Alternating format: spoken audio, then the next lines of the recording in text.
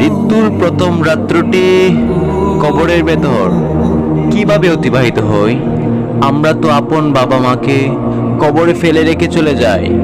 কবরের প্রথম রাত নিয়ে রসুল সাল্লাল্লাহু আলাইহি ওয়াসাল্লাম বলেন, বান্দাকে যখন কবরে রাখা হয় এবং তাকে কবরে রেখে তার আপনজন শুধু এতটুকু দূরে চলে যায় যে তখনও ওই কবরস্থ ব্যক্তি তাদের জুতোর শব্দ শুনতে পায়। রসুল সাল্লাল্লাহু আলাইহি ওয়াসাল্লাম আরও বলেন, ঠিক সেই সময় তার নিকট দুজন ফেরেশতা এসে তাকে বসিয়ে প্রশ্ন করা শুরু করে। এখানে ফেরেশতারা যখন মৃত ব্যক্তিকে শোয়া থেকে বসিয়ে দেয়, সাথে সাথে তার কাছে মনে হয় সূর্য ডুবে যাচ্ছে। সে বসে তার চক্ষুদয় মুছতে মুছতে বলতে থাকে, তোমরা আমাকে ছেড়ে দাও, আমি নামাজ আদায় করব। সুবহানাল্লাহ। যেহেতু সূর্য ডুবে যাচ্ছে, সে মনে করবে আজকে তো আসরের নামাজ আদায় করি নাই। তখন দুজন ফেরেশতাই বুঝতে পারবে লোকটি নামাজি ও মুত্তাকি ছিল। ফেরেশতা দুই তখন তাকে বলতে থাকবে, আপনি এখন কবরে, এখানে নামাজ রোজা কিছুই নেই, সুতরাং আগে আপনি আমাদের প্রশ্নের উত্তর দেন, বলুন আপনার রবকে। তখন সে ব্যক্তি বলবে, আমার রব আল্লাহ, যাকে একটি মুহূর্তের জন্য দুনিয়াতে আমি ভুলে যাইনি। তারপর ফেরেশতারা প্রশ্ন করবে, আপনার দিন কি ছিল?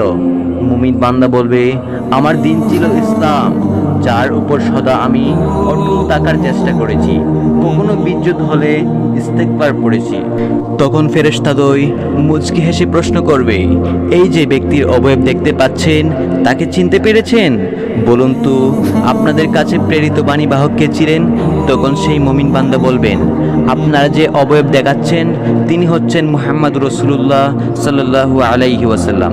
এই প্রশ্নের উত্তর শুনে ফেরেশতাদ্বয় বলবেন, আপনি মুহাম্মদকে কিভাবে চিনতে পারলেন? এর আগে তো কখনো তাকে দেখিনি। মুমিন বান্দা বলবে, আমি আল্লাহর কিতাব পড়েছি এবং তার প্রতি ঈমান এনেছি, তাকে জীবনভর এতটা অনুসরণ করেছি যে হৃদয়ে তার ছবি ছিল, হয়তো আল্লাহর পাকের হুকুমে তাকে আমি চিনতে পেরেছি।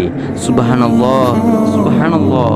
আবু দাউদ হাদিস নাম্বার 4753। এজন্যই আল্লাহ তাআলা ইরশাদ করেন, যারা শাশ্বত বাণী তথা তাওহীদে বিশ্বাসী তাদেরকে ইহজীবনে ও পরজীবনে আল্লাহ তাআলা সুপ্রতিষ্ঠিত রাখবেন। সূরা ইব্রাহিম আয়াত নম্বর 27। সুতরাং কবরে মুনকার নাকিরের প্রশ্নের উত্তর কেবলমাত্র তারাই দিতে পারবে যারা মৃত্যু পর্যন্ত ঈমানের প্রতি প্রতিষ্ঠিত ছিল। যারা ইহকালীন জীবনে ঈমানের উপর প্রতিষ্ঠিত ছিল না, মৃত্যুর পর তারা মুনকার নাকিরের সওয়াল জবাবে শুধু বলবে, হা হা লা আদ্রি, হা হা লা আদ্রি, হাই হাই আফসোস, আমি কিছুই জানি না, হাই হাই আফসোস, আমি তো কিছুই বুঝতে পারি না।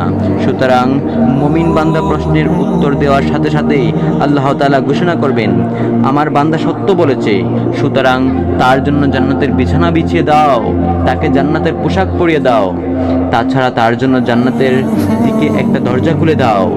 সুতরাং তার দিকে জান্নাতের স্নিগ্ধকর হাওয়া সুগন্ধি প্রবাহিত হতে থাকবে।